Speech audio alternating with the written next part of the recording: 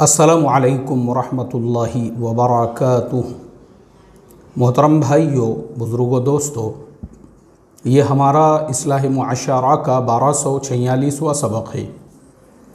मोहतरम दोस्तों, film actor Sana Khan, जिन्होंने अपने फ़िल्मों की ज़िंदगी से तौबा करके तक़वे वाली, परहेज़गारी वाली ज़िंदगी को इख्तियार किया था, बहुत सारे लोगों ने उनके फ़ैशन के ऊपर, उनके दुपट्टे के ऊपर और जिस तरीक़े से वो दीनी मालूमात दे रही थी उस पर एतराज़ात किए थे।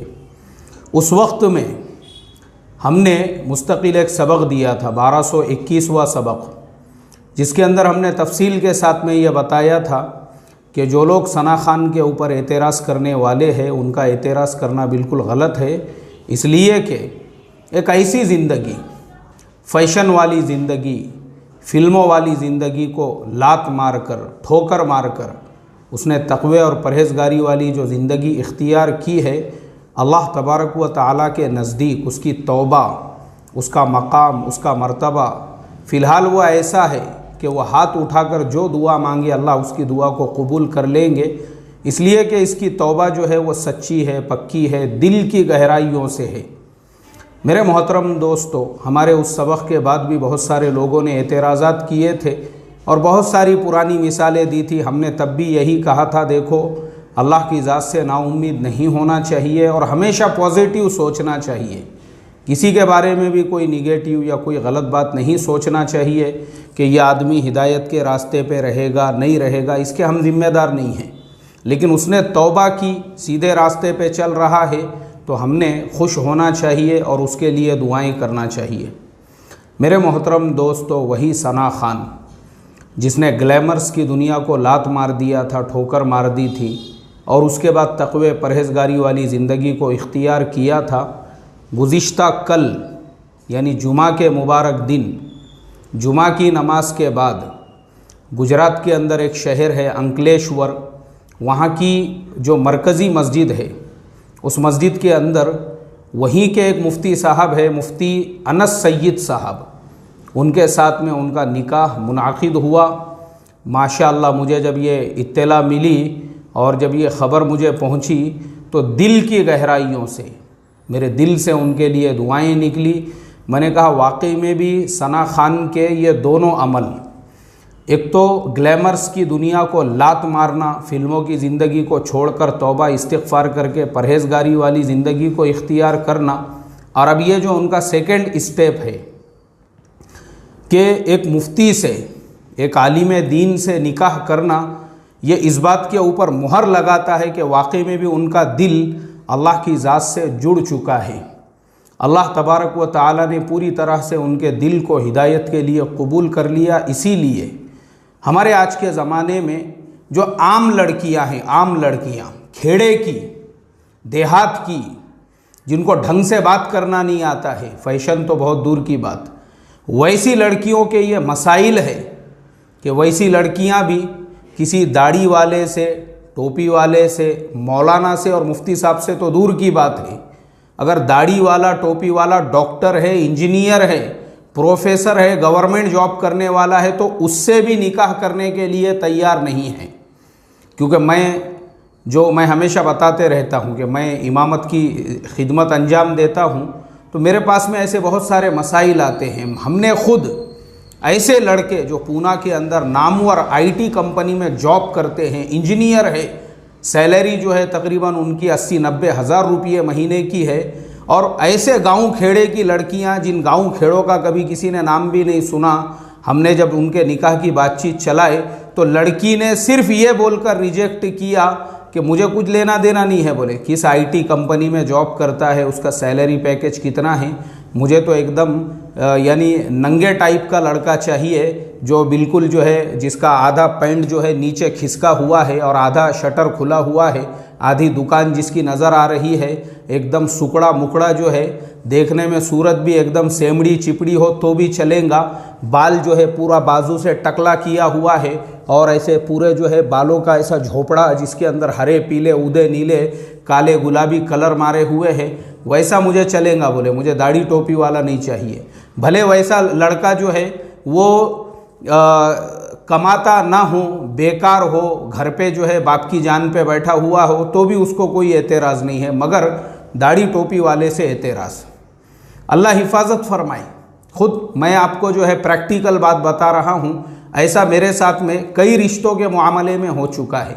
हमने इंजीनियर लड़कों के लिए और दीनदार लड़कों के लिए इस तरीके से रिश्तों की जब बात चलाए तो सिर्फ़ और सिर्फ जो रिश्ता कैंसल हुआ वो सिर्फ दाढ़ी और टोपी की वजह से। ऐसे हालात के अंदर एक ऐसी लड़की जो खुद हीरोइन हुआ करती थी, फिल्म एक्ट्रेस हुआ करती थी, और जिसने सलमान खान के जैसे एक्टर के साथ में, यानी सलमान खान बोले तो आज मामूली ब्रांड नहीं है, सलमान खान उनके नाम पे जो है चीज़ें बिकती है आज। सलमान खान मतलब कोई यानी किसी एक आदमी का नाम नहीं रहा हुआ है, वो एक ब्रांड का नाम है। सलमान खान के नाम पे जहाँ पूरी इंडस्ट्री चलती है, लोग मतलब जो है यानी अगर किसी को सलमान खान से मिलने का मौका मिल जाए या उसके साथ में फ़ोटो में मिल जाए तो लोग पता नहीं उसको क्या समझते हैं। ऐसा समझते हैं जैसे दुनिया का उनको बहुत बड़ा इनाम मिल गया। अभी पिछले दिनों में एक ख़बर में पढ़ रहा था, हैदराबाद से 2 मुसलमान लड़कियां भाग गई अपने घर से और बम्बई के अंदर जो है पुलिस में पकड़ी गई, यानी पुलिस ने उनको गिरफ़्तार किया। और दोनों नाबालिग लड़कियां, एक की उम्र 15 साल, एक की उम्र 16 साल, और दोनों भी बुर्का पहनी हुई है। हैदराबाद से भाग गई वो। उनको पूछा गया, भाई तुम हैदराबाद से बम्बई आई हो, क्या मकसद क्या है तुम्हारा? जब पकड़ने के बाद पुलिस ने उनसे पूछा तो बोले हम लोग, और वो उसी एरिया में जो बैंड स्टैंड जो जहाँ पे सलमान खान का गैलेक्सी अपार्टमेंट है उसी के सामने उनको गिरफ़्तार किया गया। बोले हम लोग सलमान खान से मिलने के लिए आई थी और 3 दिन से वो वहीं थी। वहीं पे जो है हमारे किसी ईमान वालों की नज़र उनके ऊपर पड़ी कि भाई ये बुर्क़े वाली नाबालिग लड़कियां नज़र आ रही है, पिछले 2-3 दिन से यही भटक रही है। उन्होंने पुलिस को इत्तला दिए, पता चला, तब जो है पुलिस ने उनके वालिदैन को हैदराबाद से फ़ोन करके बुलाई। तो सलमान खान जो है यानी लोग उसके पागल है, दीवाने हैं उसके लिए। वैसे सलमान खान के साथ में जिस सना खान ने काम किया था, उसके बावजूद अल्लाह तबारक व ताला ने जब उसको हिदायत अता फरमाई, उसके दिल में जब हिदायत का नूर पैदा किया, वो ग्लैमर्स की दुनिया को उसने लात मार कर दुनिया भर की जो लड़कियां हैं, ऐसी जो बेवकूफ़ और पागल लड़कियां हैं जो सलमान खान के लिए जो है घर छोड़ के भाग गई थी वो, और उनके लिए और ऐसी तमाम लड़कियां जिनको लगता है कि दीनदार के साथ में निकाह करने की बजाय ऐसे फैशनेबल के साथ में निकाह किया जाए जो बाइक के ऊपर इसको नंगा बिठा कर लेकर घूमे, इसको मल्टीप्लेक्स के अंदर फिल्म दिखाए और इसको जो है पिक्चर दिखाए, जो ये सोचने वाली हमारे ज़माने की लड़कियां हैं, इबरत है उनके लिए इबरत। उनके मुंह पे तमाचा और थप्पड़ है ये सना खान का अमल। क्यों है? इसलिए है क्योंकि उस दुनिया को उसने गहराई के साथ में देख लिया कि ये फैशन की दुनिया, मॉडर्नाइजेशन की दुनिया, ग्लैमर्स की दुनिया सिवाय बर्बादी के कुछ भी नहीं है। अगर ये बर्बादी नहीं होती थी तो सुशांत सिंह राजपूत अपने हाथों से अपनी जान नहीं लेता था, उसकी सेक्रेटरी अपने हाथों से अपनी जान नहीं लेती थी। अभी 3-4 दिन पहले जो है एक और एक्टर के बारे में मैंने पढ़ा, आसिफ, और आगे कुछ तो भी उसका सरनेम था, वो आसिफ नाम का जो एक्टर था उसने भी ख़ुदकुशी कर लिया। ऐसे ही आपको हर 8 दिन 4 दिन को ख़ुदकुशी के वाक़यात और जो है जानवरों से बदतर ज़िंदगी बनी हुई है ग्लैमर्स के अंदर ज़िंदगी गुजारने वालों की।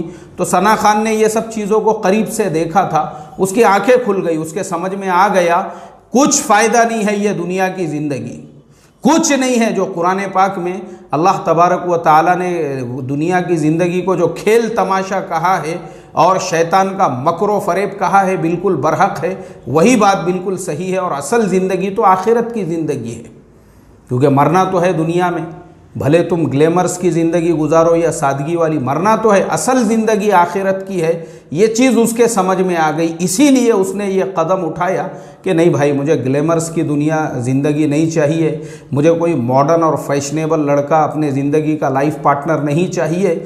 इसलिए सना खान ने एक मुफ्ती साहब का इंतखाब किया। अल्लाहु अकबर। जो हमारे आज के ज़माने में दाढ़ी टोपी वाले डॉक्टर और इंजीनियर्स को रिजेक्ट किया जा रहा है, मुफ्ती और मौलाना तो बहुत दूर की बात है। बेचारे मौलाना मुफ्ती लोगों को अक्सर रिश्ते जो है अपने गांव खेड़ों में रिश्तेदारों में तलाश करना पड़ते हैं, खाला की लड़की, फूफू की लड़की, मामू की लड़की, ऐसे जान पहचान के अंदर। वजह उसकी सिर्फ यही होती है कि जो आज के ज़माने में माहौल ऐसा बना हुआ है, जो फैशनेबल मॉडर्नाइजेशन और ऐसे ग्लैमर्स के ऐसे दिमाग जो है ना ऐसे हवा में उड़ रहे हैं सातवें आसमान के ऊपर, अल्लाह हिफाजत फरमाए। लेकिन सना खान के माइंड में ये बात आ गई कि नहीं नहीं नहीं, ये सिर्फ तबाही और बर्बादी है, असल ज़िंदगी जो है वो आखिरत की ज़िंदगी है। इसलिए उसने एक मुफ्ती साहब से अपना निकाह किया। इतनी मुझे खुशी मिली, इतनी मुझे खुशी मिली। मुझे जो है एक तो हमारे बम्बई के एक हमारे अज़ीज़ जो है हमारे इस्लाह मुआशरा के मिंबर है, अब भी मैं ज़ोहर की नमाज़ के लिए उठ रहा था तो गुजराती के अंदर उनका मैसेज था। मुझे तो गुजराती अच्छे तरीके से लिखना पढ़ना आती है अल्हम्दुलिल्लाह, तो मैंने वो पूरा मैसेज पढ़ा तो दिल की गहराइयों से मुझे दुआएं निकली मेरे दिल से। मैंने कहा अल्लाह अकबर, और मैं अब भी ज़ोहर की नमाज़ पढ़ के आ रहा हूँ, यानी अभी जो है 1:45 बज रहे हैं और हमारे यहाँ पे 1:15 बजे की जमात थी। मैंने नमाज के बाद ख़ास तौर पे दुआ किया उस कपल के लिए, उन मियाँ बीवी के लिए। मैंने कहा ए अल्लाह, एक ऐसी लड़की जिसने सिर्फ तेरी खातिर, इसमें रत्ती बराबर भी उसका दुनिया का फ़ायदा नहीं है, सिर्फ तेरी खातिर अपने मॉडर्नाइजेशन की, अपनी फ़ैशन की, अपनी ग्लैमर्स की दुनिया को लात मार कर तक़वे तवक्कुल वाली ज़िंदगी को इख्तियार करके एक आलिम दीन और एक मुफ्ती से जो निकाह किया है, तो अपने फ़ज़ल करम से उसके निकाह में बेशुमार बरकतें पैदा फरमा, उनको नेक सालेह औलाद अता फरमा, दूल्हा दुल्हन में खूब मोहब्बतें पैदा फरमा और उनकी ज़िंदगी को जो है जन्नत का नमूना बना और उनकी आने वाली नस्लों के ज़रिए से पूरी दुनिया के अंदर तो दीन के पैगाम को फैलने का उनको ज़रिया बना। आमीन सुम्मा आमीन। मेरी दुआएं हैं आप दोनों के लिए, मुफ्ती अनस साहब आपके लिए भी, आपकी अहलिया के लिए भी, और हमारी दुआएं हमेशा रहेंगी। और जितने हमारा सबक सुनने वाले हैं उनसे भी मैं ये रिक्वेस्ट और दरख्वास्त करता हूँ कि तमाम लोग भी उनके लिए खुसूसी दुआ फरमाएँ। अल्लाह तबारक व तआला बे इंतहा कबूल फरमाएँ। आमीन सुम्मा आमीन। अस्सलामु अलैकुम व रहमतुल्लाहि व बरकातुहू।